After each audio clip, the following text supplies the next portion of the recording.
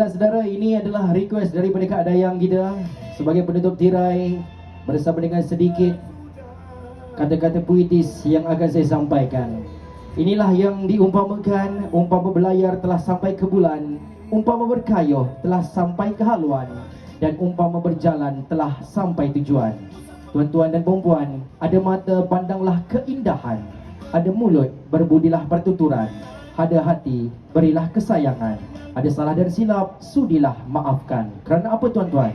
Kerana tidak dinamakan laut jika tidak bergelora, dan tidak dinamakan manusia jika tiada salah dan silap serta dosa. Dengan ini kami mohon mengundur diri. Wabillahi taufiq wal hidayah. Assalamualaikum warahmatullahi taala wabarakatuh. Terbaiklah Kak Dayang. Terima kasih banyak-banyak.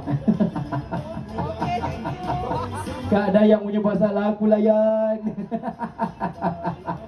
Okey, terima kasih banyak-banyak. Assalamualaikum warahmatullahi.